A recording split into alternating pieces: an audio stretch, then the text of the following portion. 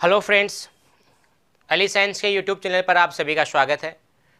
हमने पिछले वीडियोज में पढ़ा था कि जो प्लांट्स है उसमें फोटोसिंथेसिस है, श्वसन, प्रकाश संश्लेषण है, ये कैसे होता है। इस वीडियो में हम जानेंगे कि जो पादपों में श्वसन है ये कैसे होता है।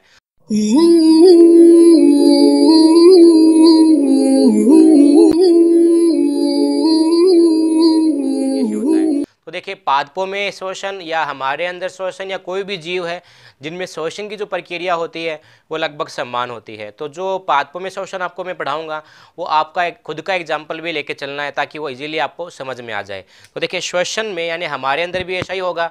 श्वसन में होता क्या है, रेस्पिरेशन में होता क्या है।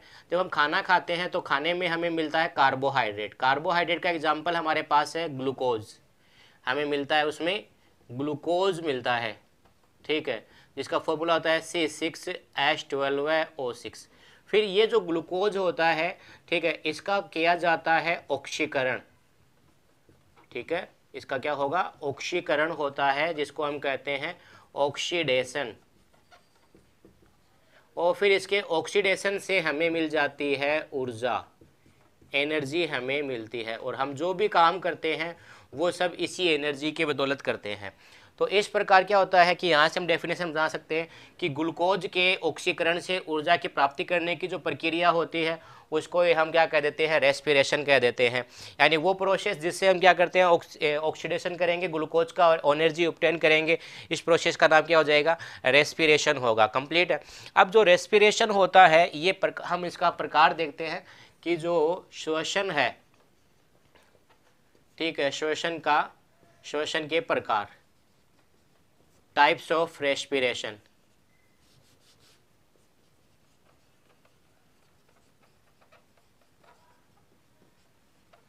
तो देखिए, श्वसन को हम क्या करते हैं, दो भागों में विभक्त करके स्टडी करेंगे। पहला होता है एरोबिक रेस्पिरेशन, और दूसरा होता है इसमें एनारोबिक रेस्पिरेशन।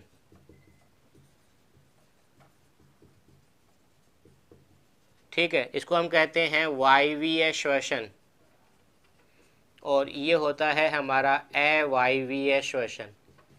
अब देखिए ये क्या चीज़ है, अगर हमारे पास जो ग्लूकोज है यानी C6H12O6 है, उसका हमें क्या करना है, ऑक्सीडेशन करना है। तो ऑक्सीजन से हम इसकी रिएक्शन करवाते हैं और हमें मिलता है CO2 plus H2O plus energy, ऊर्जा। ठीक है, तो इसमें क्या है, ऑक्सीजन है, उसका ये ऑक्सीजन काम आती है। अब इसको देखिए हम बैलेंस करते हैं तो यहाँ पर आएगा 6 ऑक्सीजन हो जाएगा, 6 CO2 होगा और 6 H2O होगा। तो देखिए इसमें ऑक्सीजन है वो काम आएगी। तो हम क्या कहेंगे कि जो ग्लूकोज है उसका ऑक्सीडेशन कर रहे हैं, या हम बोल सकते हैं इसका विखंडन कर रहे हैं, इसका डिसोसिएशन कर रहे हैं, और उसके लिए हमें ऑक्सीजन चाहिए होती है, उसकी रिक्वायरमेंट होती है। तो उसको हम क्या कहेंगे, वायवीय श्वसन कहते हैं। और अगर ग्लूकोज है हमारे पास, ठीक है, जैसे मैं यहाँ लिख देता हूँ C6H12O6 है, ये ग्लूकोज है, इसका ऑक्सीडेशन करना है, इसका हमें क्या करना है, विखंडन भी करेंगे, इसमें विखंडन हो जाता है, टूट जाता है ग्लूकोज। तो इसका विखंडन करने के लिए हमें ऑक्सीजन की आवश्यकता नहीं होती। ठीक है, ये डायरेक्ट बना लेता है CO2 C2H5OH प्लस एनर्जी। ठीक है, तो अगर इसमें ऑक्सीजन की रिक्वायरमेंट है तो उसको हम क्या कहेंगे, एरोबिक रेस्पिरेशन कहेंगे। और ऑक्सीजन की यहाँ पर मैंने रिक्वायरमेंट नहीं दिखाई है, विदाउट ऑक्सीजन के इसका ऑक्सीकरण हो रहा है, इसका विखंडन हो रहा है, तो इसको क्या बोल देंगे, अवायवीय श्वसन कह देते हैं। कंप्लीट है, वायवीय श्वसन और अवायवीय श्वसन। अब हम देखते हैं कि जो सजीव होते हैं उनको श्वसन के आधार पर, यानी उनमें वायवीय श्वसन होगा या अवायवीय श्वसन होगा, उनके आधार पर हम 4 भागों में विभक्त करते हैं। पहले तो इनका एग्जाम्पल देख लेते हैं। लगभग सभी जीवों में क्या होता है, जितने भी सजीव होते हैं, सभी सजीव है, यानी हम बोल देंगे ऑल लिविंग थिंग्स जितने भी है, ठीक है, उन सभी के अंदर होता है एरोबिक रेस्पिरेशन, अवायवीय श्वसन। ये किस में होता है, ये होता है कुछ बैक्टीरिया में, ठीक है, और इनके अलावा यीस्ट एक फंगस होता है, एक कवक है यीस्ट नाम का, इसके अंदर क्या होता है, अवायवीय श्वसन होता है। कंप्लीट है। अब हम क्या करते हैं, ये जो अवायवीय श्वसन है और जो वायवीय श्वसन है, इनके आधार पर हम सजीवों को, यानी श्वसन के आधार पर जो सजीव है उनको हम 4 भागों में विभक्त करेंगे। ठीक है, पहला इसके अंदर होता है ओब्लिगेट, ओब्लिगेट एरोबीज, जिसको हम कह देते हैं अविकल्पी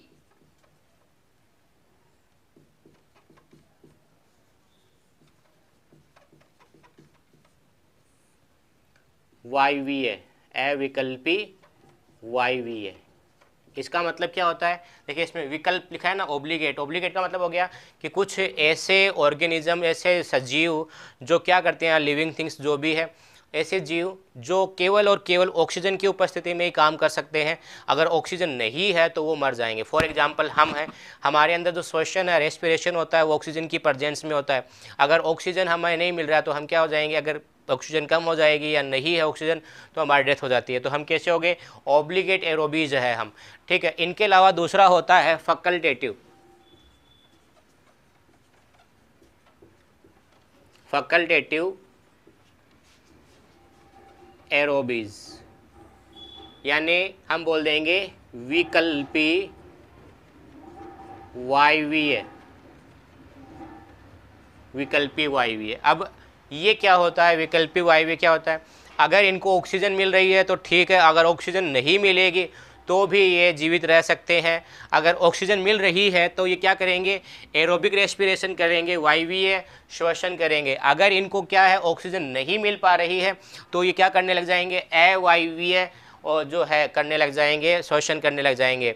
ठीक है, तो ये ऐसे जीव क्या कहलाएंगे, फैकल्टेटिव एरोबीज कहलाते हैं। कुछ ऐसे होते हैं जिनको हम कहते हैं फैकल्टेटिव एनारोबीज। तो फैकल्टेटिव एनारोबीज का मतलब क्या हो गया, देखो एनारोबीज, या इसको हिंदी में कह देंगे हम विकल्पी वायवीय, विकल्पी वायवीय। इसका मतलब क्या होता है कि ये इनमें अवायवीय श्वसन होता है। इनमें कौन सा होगा, अवायवीय श्वसन, यानी एनारोबिक रेस्पिरेशन होता है। इनमें ऑक्सीजन की रिक्वायरमेंट नहीं होती, ऑक्सीजन की आवश्यकता नहीं होती। लेकिन अगर इनको ऑक्सीजन मिल जाती है तो भी ये मरते नहीं है, ये जीवित रह सकते हैं। ठीक है, नेक्स्ट हमारे पास होता है ओब्लिगेट, ओब्लिगेट एरोबीज। ओब्लिगेट एरोबीज का मतलब हो गया अविकल्पी वायवीय, अविकल्पी वायवीय। इसका मतलब क्या हो गया, इसका मतलब हो गया कि ऐसे जो सजीव होंगे, ऐसे लिविंग थिंग्स होंगे, अगर उनको ऑक्सीजन नहीं मिल पा रही है तो वो एनारोबिक रेस्पिरेशन कर रहे हैं, अवायवीय श्वसन कर रहे हैं और वो जीवित रह सकते हैं। लेकिन जैसे अगर इनको थोड़ी सी भी ऑक्सीजन मिल गई ना, ये मर जाएंगे, क्योंकि ये ऑक्सीजन नहीं होता तभी ये जीवित रह सकते हैं। जैसे इनको ऑक्सीजन मिले ये मर जाएंगे। तो ऐसे क्या होते हैं, अविकल्पी वायवीय होते हैं। इनको ऑक्सीजन की बिल्कुल भी रिक्वायरमेंट नहीं होती, अगर ऑक्सीजन है तो इनकी डेथ हो जाती है, कंप्लीट है। तो ये इस तरह हमने इनको 4 भागों में विभक्त कर दिया है। अब हम स्टडी करते हैं कि जो श्वसन है उसके फेजेज कौन कौन से होते हैं। ठीक है, उनकी प्रावस्थाएं कौन कौन सी होती है। ओके, तो अब हम जानते हैं कि जो श्वसन होता है, रेस्पिरेशन होता है, उसकी फेजेज यानी अवस्थाएं कौन कौन सी होती है। तो चलिए नेक्स्ट टॉपिक हम स्टडी करते हैं, फेजेज ऑफ रेस्पिरेशन, श्वसन की अवस्थाएं, श्वसन की अवस्थाएं। तो श्वसन की अवस्थाएं हैं, ये हम 3 भागों में विभक्त करके स्टडी करेंगे। पहला कहलाता है इसमें बाह्य श्वसन, ठीक है, जिसको हम कहते हैं एक्सटर्नल रेस्पिरेशन, एक्सटर्नल रेस्पिरेशन। दूसरा इसके अंदर होता है, उसको हम कहते हैं आंतरिक श्वसन, आंतरिक श्वसन, या हम बोल देते हैं इसको इंटरनल रेस्पिरेशन। ठीक है, और तीसरा जो इसका भाग हो जाएगा उनको हम कहेंगे कोशिकीय श्वसन। ठीक है, कोशिकीय श्वसन, सेलुलर रेस्पिरेशन, सेलुलर रेस्पिरेशन इसका नाम हो गया। कंप्लीट 3 टाइप के होंगे। अब ये होते क्या है, तो देखिए हमारे पास एक प्लांट है, और यहाँ पर एक आपकी जो गलत स्टडी की हुई है वो भी क्लियर हो जाएगा। अगर आपको पूछा जाए कि पौधे हैं ये श्वसन में कौन सी गैस लेते हैं, ग्रहण करते हैं, श्वसन में बोल रहा हूँ मैं, तो कौन सी गैस लेते हैं श्वसन में? आपका तो हमेशा एक ही आंसर होता है कि सर ऑक्सीजन ये बाहर निकालते हैं और CO2 लेते हैं, ये CO2 लेते हैं ऑक्सीजन निकालते हैं। उसका नाम प्रकाश संश्लेषण है, श्वसन नहीं है। कंप्लीट है, इसका ध्यान रखना है। उसका नाम क्या है? प्रकाश संश्लेषण है, श्वसन नहीं है। श्वसन में हमेशा कोई भी जीव हो, अवायवीय जीव के अलावा जितने भी वायवीय जो श्वसन करने वाले हैं उनकी बात करेंगे तो ये हमेशा ऑक्सीजन अंदर लेते हैं और क्या करते हैं? CO2 निकालते हैं। ठीक है, तो पादप की जो पत्तियों की हम चलो बात कर लेते हैं। पत्तियों में मैंने संरचना आपको बताई थी कि इसमें एपिडर्मिस होती है। अगर आपको ये नहीं पता तो मैंने एक चैप्टर पढ़ाया हुआ है वाष्पोत्सर्जन, ट्रांसपीरेशन, उसमें बताया था मैंने कि उनमें जो रंध्र होते हैं वहाँ से ऑक्सीजन, कार्बन डाइऑक्साइड और ऑक्सीजन का आदान प्रदान होता है। तो ऑक्सीजन अंदर चली गई और CO2 निकाल रहे, तो ये जो आदान प्रदान हो रहा है ये क्या कहलाएगा? बाह्य श्वसन कहलाएगा। और हमारे अंदर की अगर बात करें तो हम जब श्वास लेते हैं तो अपनी जो ऑक्सीजन जाती कहाँ है? वो हमारे फेफड़ों में चली गई। फेफड़ों में क्या होती है? कूपिकाएँ होती है, एल्वियोली होती है। तो मैं एक कूपिका की स्ट्रक्चर इसे दिखा देता हूँ। फेफड़ों के अंदर होती है ये, ठीक है, ये है हमारे पास एल्वियोली या इनको कहते हैं हम कूपिका। ठीक है, इनमें ऑक्सीजन है, ये अंदर आ गई। फिर इस ऑक्सीजन को डाल देते हैं कहाँ पर? ये हमारे रक्त के अंदर डाल दी जाती है, हमारे खून में चली जाती है ऑक्सीजन। कंप्लीट है। और जो जिसको कोरोना होता है ना, तो देखो कूपिकाएँ ही प्रभावित करती है और ये कूपिकाएँ क्या करती है? ऑक्सीजन नहीं डाल पाती ब्लड के अंदर। तो कोरोना में क्या होता है कि आपका जो ब्लड का जो ऑक्सीजन के अंदर जो ब्लड लेवल है ना, ये कम हो जाता है। ठीक है, तो इसके अंदर क्या हो गई? ऑक्सीजन आ गई। ओके, अब क्या होता है? ये जो ऑक्सीजन और इसमें के अंदर क्या है? CO2 है। ठीक है, कार्बन डाइऑक्साइड इसके अंदर है। इसके अंदर क्या है? CO2 है, कार्बन डाइऑक्साइड गैस है, इसको बाहर निकाल दी जाती है। ठीक है, और ऑक्सीजन इसके अंदर डाल दी जाती है। तो ये जो प्रक्रिया हो रही है ना, तो ये कहलाएगा बाह्य श्वसन। कंप्लीट है। दूसरा हमारे पास क्या है? आंतरिक श्वसन। आंतरिक श्वसन में देखो क्या होता है, जब ये यहाँ पौधे की बात कर रहे हैं तो पौधे के अंदर क्या होता है? कोशिकाएं हैं इनमें। तो जब ऑक्सीजन अंदर आ गई तो ये मेरे पास एक कोशिका है। ठीक है, इस कोशिका के अंदर ऑक्सीजन चली जाती है।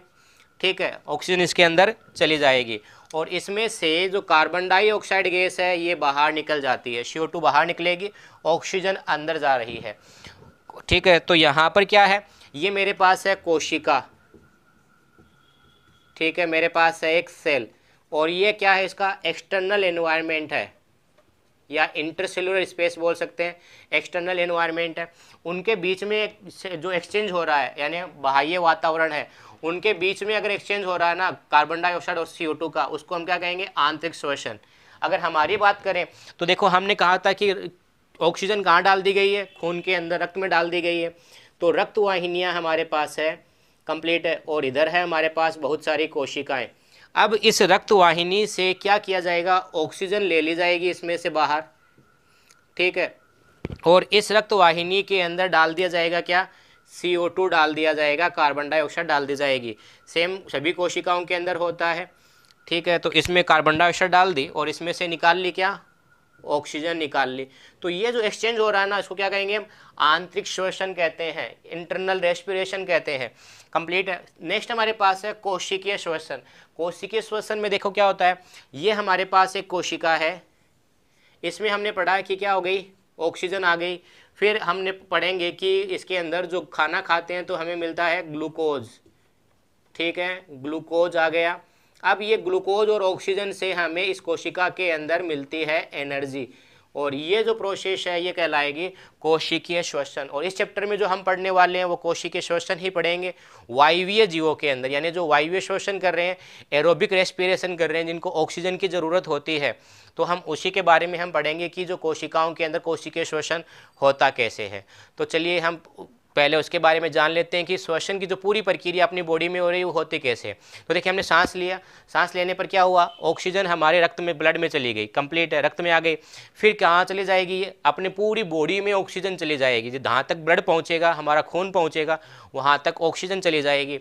अब उस ऑक्सीजन को कोशिकाएँ, अपनी जितनी भी हाथ की कोशिकाएँ हैं, चाहे हमारे किडनी है, हार्ट है, अपने जो फेफड़े है, अपने दिमाग है, जहाँ कर भी कोशिकाएँ रहेगी, जहाँ की भी सेल्स होगी, वो सेल्स क्या करेगी, ऑक्सीजन निकाल लेती है और CO2 डाल देती है।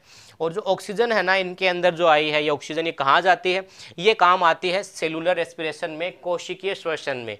अब हम देखते हैं कि ये श्वसन, कोशिकीय श्वसन होता कैसे है, इसके बारे में एक ओवरव्यू में आपको बता देता हूँ। ओके, तो अब हम जो श्वसन की क्रियाविधि होती है हमारी कोशिकाओं में, उसका हम एक ओवरव्यू स्टडी करते हैं।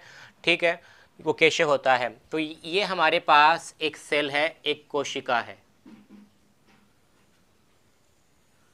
ठीक है, अब हमने क्या पढ़ा है कि जब हम सांस लेते हैं तो ऑक्सीजन हमारे ब्लड में चली गई, ब्लड से फिर पहले तो कोशिकाओं में जाएगी, फेफड़ों में जाएगी, फिर वहाँ से रक्त में चली जाएगी, खून में जाएगी, फिर खून के द्वारा पूरी बॉडी में चली जाएगी। ऐसे ही पादपों में होता है, रंध्र के द्वारा जब ऑक्सीजन अंदर आ जाती है तो पूरी ऊतकों के पास फैल जाएगी। अब ऊतक क्या करते हैं, यानी ऊतकों की जो कोशिकाएं हैं, टिश्यू की जो सेल्स है, वो सब ऑक्सीजन ले लेती है। अब ऑक्सीजन इनके अंदर आ चुकी है, इस सेल के अंदर क्या हो गई, ऑक्सीजन आ चुकी है। हम जब खाना खाते हैं तो खाने में हमें क्या मिलता है, कार्बोहाइड्रेट मिलता है, और कार्बोहाइड्रेट की फॉर्म में हमें मिलता है ग्लूकोज। क्या मिलेगा, ग्लूकोज। सिंपल सा एक कार्बोहाइड्रेट है जिसका नाम है ग्लूकोज, और इसका फॉर्मूला हमने पढ़ा है, क्या होता है, C6H12O6। फिर ये ग्लूकोज चला जाता है कहाँ पर, ये हमारे सेल के अंदर चला जाएगा, हमारी कोशिकाओं में। ये पहले तो हम क्या करते हैं, जब हमारा खाना पचेगा तो पचने पर जो ग्लूकोज मिला ना उसको डाल देते हैं ब्लड के अंदर, रक्त के अंदर डाल देते हैं। फिर रक्त जहाँ तक पहुँचेगा वहाँ तक ग्लूकोज पहुँच जाएगा, कंप्लीट है। अब उसके बाद में देखिए क्या होता है कि ग्लूकोज जब आ जाएगा अपने बॉडी के अंदर, ठीक है, तो फिर ये ग्लूकोज है ये चेंज होता है पाइरूवेट में। किसमें, पाइरूवेट या पाइरूविक अम्ल, दोनों नाम आपको मिलेगा। ठीक है, अभी दोनों में क्या अंतर है वो आगे मैं आपको बताऊंगा। इसका फॉर्मूला क्या था, C6H12O6, यानी इनमें 6 कार्बन थे, इसमें भी 6 कार्बन थे, लेकिन पाइरूवेट में होते हैं 3 कार्बन ही, यानी ये 2 अणु बन जाएंगे। इसका मतलब ग्लूकोज ये टुकड़े होगा और 2 अणु बना लेगा, किसके, 2 मॉलिक्यूल्स बना लेगा, किसके बना लेगा, पाइरूवेट के। और इस प्रक्रिया का नाम क्या होता है, इसको हम कहेंगे ग्लाइकोलाइसिस या ग्लाइकोलिसिस। दोनों नाम आपको किताबों में मिल जाएगा, क्योंकि इसकी स्पेलिंग इस तरह होती है, ग्लाइको LYSIS, तो कहीं किताबों में मिलेगा नाम ग्लाइकोलाइसिस और कहीं मिलेगा ग्लाइकोलिसिस, उस पर कन्फ्यूजन नहीं होना है। फिर ये पाइरूविक अम्ल क्या करता है, ये पाइरूविक अम्ल है, ये हमारे माइटोकॉन्ड्रिया में चला जाएगा। कहाँ चला जाएगा, अपने माइटोकॉन्ड्रिया में पाइरूवेट आ गया। मैं यहाँ दिखा देता हूँ कि यहाँ पर पाइरूवेट या पाइरूविक अम्ल दोनों नाम मिल जाएगा। इनमें अंतर क्या होता है मैं आपको नेक्स्ट वीडियो में बताऊंगा, ज़रूर बताएंगे आपको। ठीक है, पाइरूविक अम्ल है ये, फिर इसमें कितने कार्बन थे, 3 कार्बन थे। ये चेंज हो जाता है एसिटिल कोएंजाइम ए में, एसिटिल कोएंजाइम ए में, और इसमें होते हैं कितने कार्बन, 2 कार्बन। तो देखिए इसमें 2 कार्बन, इसमें 1 कार्बन, यानी इसके अंदर से क्या हो जाएगा, 1 कार्बन है ये CO2 के रूप में बाहर निकल जाएगा। CO2 के फॉर्म में कहाँ गया, बाहर आ गया 1 कार्बन, कंप्लीट है। अब ये एसिटिल कोएंजाइम ए क्या करता है, ये एसिटिल कोएंजाइम ए हमारे माइटोकॉन्ड्रिया के अंदर ही एक प्रक्रिया चलती है जिसका नाम होता है क्रेब्स चक्कर, क्रेब्स चक्कर या क्रेब्स साइकिल। ठीक है, उसके अंदर जाएगा, एसिटिल कोएंजाइम ए है ये हमारे क्रेब्स चक्कर में जाएगा। उसके बाद में इनसे हमें क्या मिल जाता है, इनसे हमें मिल जाता है NADH2 और FADH2 मिल जाता है, FADH2 मिल जाता है। और ये NADH2 और FADH2 क्या करते हैं, ये हमारे माइटोकॉन्ड्रिया में एक चक्कर चलता है जिसका नाम होता है ETS, और फिर इस चक्कर में काम आती है ये ऑक्सीजन। और इसमें से फिर हमें मिल जाती है ATS से। ATS से क्या मिलता है, हमें ATP मिलता है, एडिनोसिन ट्राइफॉस्फेट। और यही ATP जो होता है ये ऊर्जा प्रदान करेगा, यानी ऊर्जा के लिए ज़रूरी होता है, ऊर्जा प्रदान करने का काम ATP के द्वारा अपनी बॉडी के अंदर होता है। तो देखिए जब क्रेब्स चक्कर चलता है इसके दौरान भी इसमें से क्या निकलती है, CO2 निकलती है। ठीक है, दो जगह पर इसमें CO2 निकलेगी, और वो कहाँ निकलेगी वो हम डिटेल से स्टडी करेंगे। तो ये पूरा एक ओवरव्यू होता है किसका, हमारे अंदर जो श्वसन की क्रियाविधि होती है उसके बारे में। आप इसका स्क्रीनशॉट लेना चाहे तो आसानी से ले सकते हैं। ओके तो अभी जो परिचय में मैंने आपको बताया था कि जो माइटोकॉन्ड्रिया है उसमें क्रेब्स चक्कर चलेगा।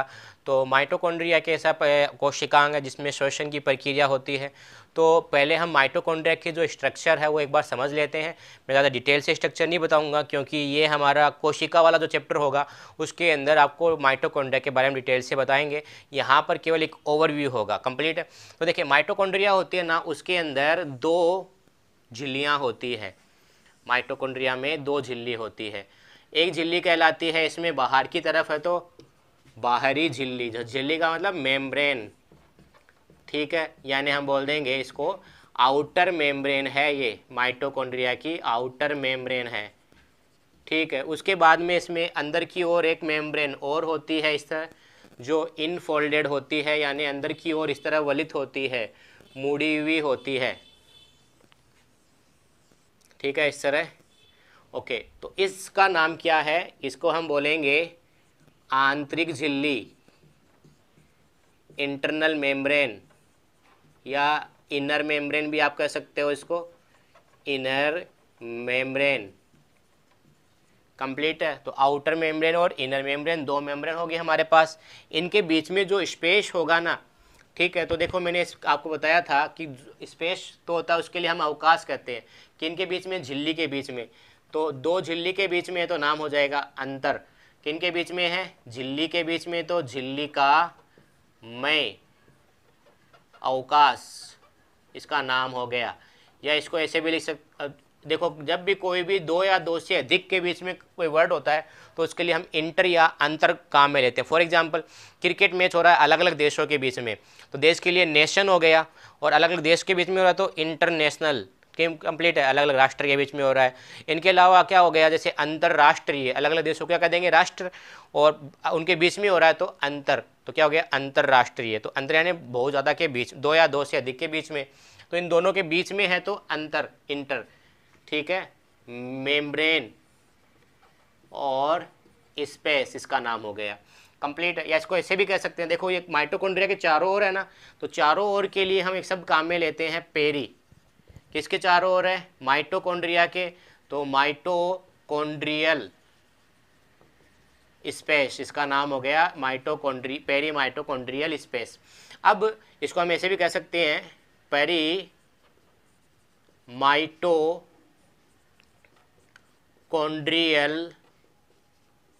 अवकाश इसका नाम हो गया दूसरा। ठीक है, इस अवकाश का ही कंप्लीट है। फिर देखो क्या होता है, जो इंटरनल मेम्ब्रेन है या इनर मेम्ब्रेन है, ये क्या कर रही है, अंदर की ओर फोल्ड हो रही है, अंदर की ओर मुड़ रही है इसकी आंतरिक झिल्ली, और ये जो स्ट्रक्चर बना रही है इसका नाम होता है इसमें क्रिस्टी।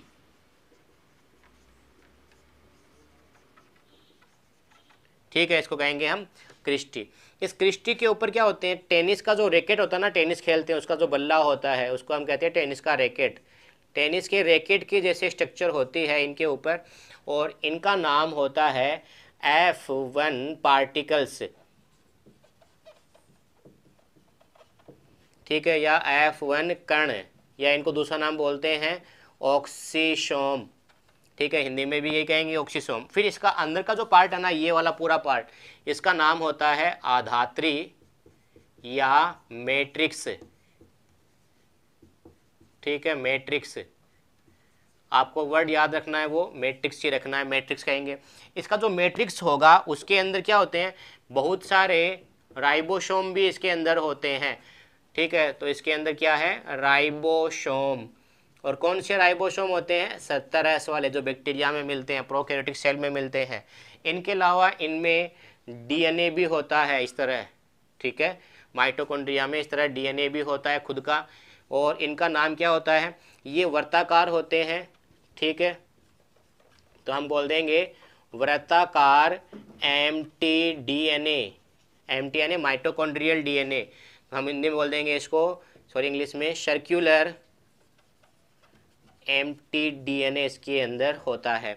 तो ये स्ट्रक्चर होती है एक माइटोकॉन्ड्रिया की, और माइटोकॉन्ड्रिया का जो मैट्रिक्स होगा आधात्री होती है, उसके अंदर ही श्वसन जो है, रेस्पिरेशन है, उसकी प्रोसेस कंप्लीट होती है। तो ठीक है, इस वीडियो में हम इतना स्टडी करेंगे। अगले वीडियो में हम जानेंगे कि ग्लाइकोलिसिस है ये कैसे होता है, उसके बाद में हम क्रेब्स चक्कर और ईटीएस और श्वसन के बारे में डिटेल से स्टडी करेंगे।